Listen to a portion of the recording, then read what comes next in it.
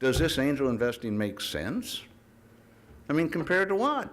Compared to buying $68,000 worth of Johnson & Johnson stock, and during the holding period, what do? I got to read brokerage reports? That's no fun, right? But when I'm actually sitting on the board during the entire holding period, I can have an impact on how successful the company is. And there isn't any amount of money I could have paid that would have given me the psychic income of knowing that 10,000 patients as of last month at 40 hospitals are spending less time in the OR for a little $90 device that started on a bar napkin on a beautiful summer day.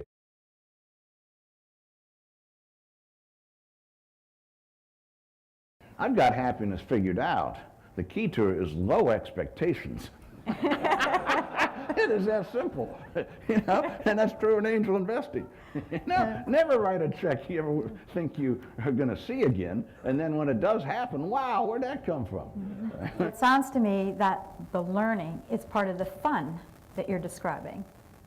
Yeah, I was a banker for 30 years, and I thought, boy, am I smart. I really understand risk.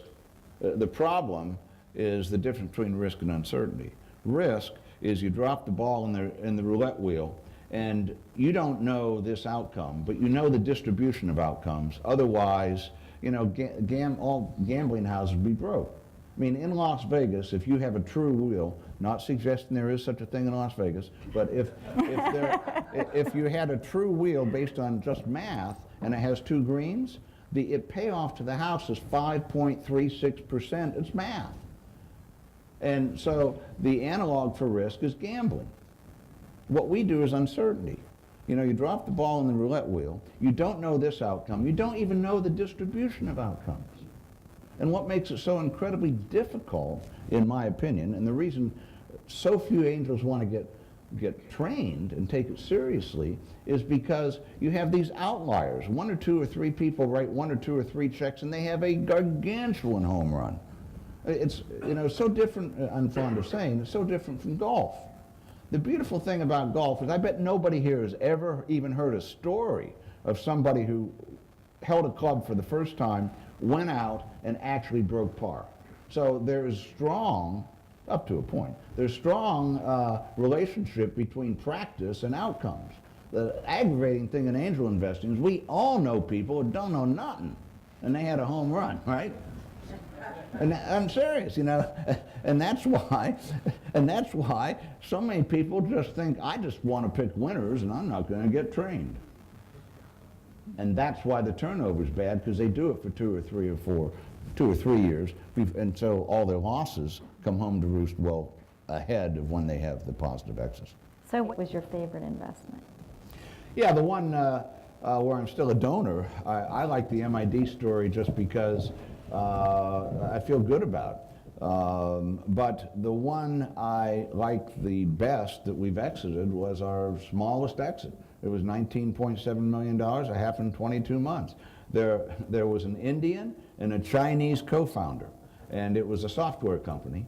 And of the $19.7 million, as I said, I exited in 22 months. We only did one round. We sold the company because VCs wanted to throw money at us. We calculated with the VC round whether or not we'd put more money in the co-founders' pockets, 3 or 4 years down the road, or whether we should sell now, and sell now was the answer. So we had, as we always do when we have an exit, we had the two co-founders and their spouses come to the meeting. And what we always do with a lucrative exit, we do this behind closed doors with the losses. But with the lucrative exits, what we do, it's a fun night because what we do is we represent the original investment package. And we represent the forecast. And we represent what the investment team recommendation was and what were the strengths and weaknesses. And of our 4 positive exits, we have never had one of those 4 that hit 50% of the forecast 2 years later. I mean, let that sink in. And not one of them was positive cash flow.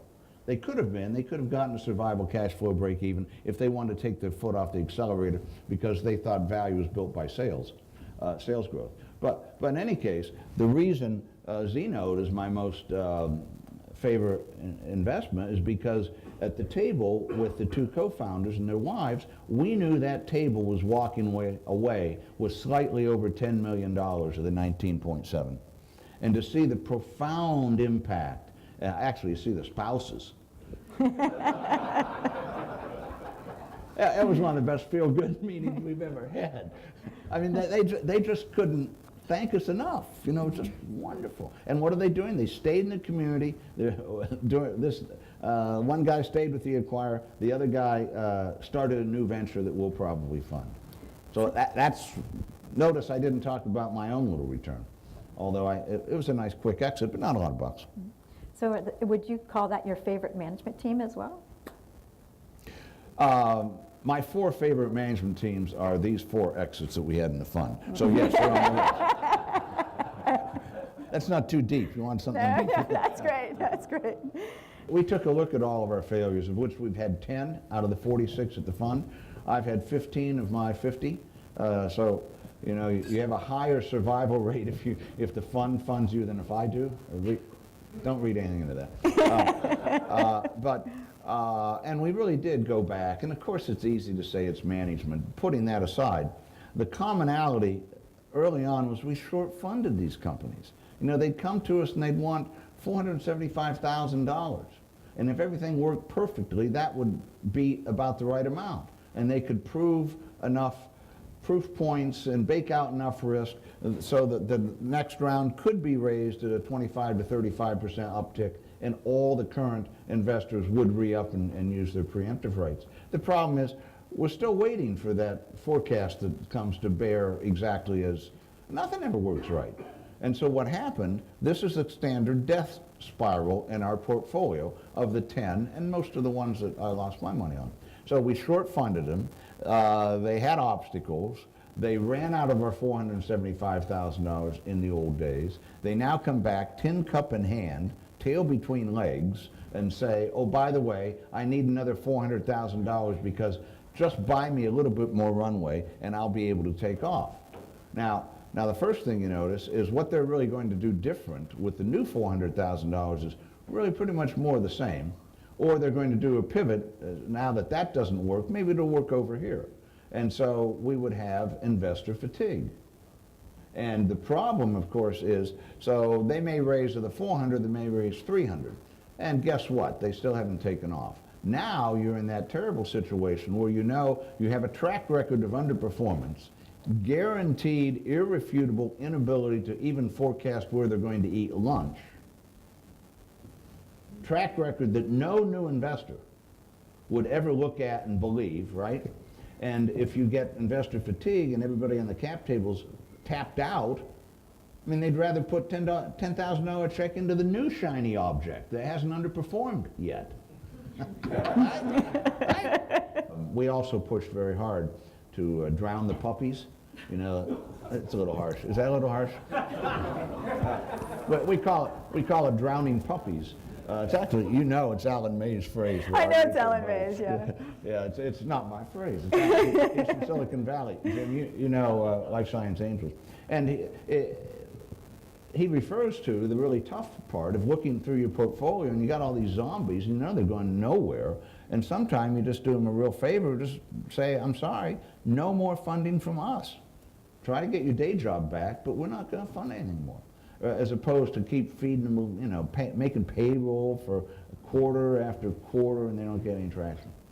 So we push really hard to identify our zombies and put them out of their misery so we don't have to fool with them. Do a post-mortem, what is it we learned? We don't like to go to the same movie twice, and maybe the odds on the next one are better. So will you talk about your pre-mortem check? Yeah, this is absolutely brilliant. It was my idea. I mean, really, I was reading, we have a guy in Ohio who came up about 20 years ago. He was a project manager, professor, and he came up with the idea that, so you're running a big project. Let's say you're building a steel mill or whatever, right? It's a huge, complex project. And he said that what you ought to do is a pre-mortem. And that is, you pick a time frame, your next big milestone, and figure out, okay, I'm now at that time frame, and this has been a complete disaster and I'm about ready to lose my job. What are the most likely reasons? So I just adopted it to angel investing. Be glad to send you a one-page write-up about, but it goes like this. So we're going to invest in Catherine's nanotechno widget company, and before we actually write the check, the very last thing our due diligence team does is I call them together and we say, okay, you know the drill. We're now going to presume that we write the check today, and on the 1-year anniversary, we know it's over. I mean, it may not be dark and, total loss, but it's gone nowhere. It's a certified zombie. What were we thinking? So now, put ourselves 1 year down the road, and we're doing the post-mortem, which we always do when these companies go dark. What are the most likely reasons a year from now, when we're doing the post-mortem, this company died? And then I have 5 minutes of silence. I force everybody to write it down in the little pad or type it. And then we go around the room. And I'm the scribe. I sanitize them. And I don't provide the names. But we'll end up with 8 to 12. And then I send it to Catherine. Now, putting aside the usual, as in they miss sales, they don't get the sales traction. Now, that's not too unique. But I'll give you an example. So the last time we met with management at headquarters, the owner, who's a propeller head designer, he comes in on his trail bike because he rides his trail bike from this house to the office. He wasn't wearing a helmet. Right? And so the number one thing on the pre-mortem is Brian falls off his bike, he's comatose, and the company dies. And so, to give you just how stupid this can be, Brian wears a helmet, I'll guarantee you, and we actually told him, you just got to do this. It's been cases like, I took the couple to dinner, and now I think we got a divorce going here. I don't think the spouse is anywhere near ready for 60, 80-hour weeks for the next 3 to 5 years. And it's been not too infrequent when we say, convince us your family can get through this. Whatever we're doing, $3 to $5 million is not worth a divorce. Have you ever priced a divorce? Why in the world did you do that? Really, it's that sort of gut level. We want them to be successful. So the pre-mortem is very often, it identifies things that we think are the most likely causes of their being unsuccessful, and we confront them.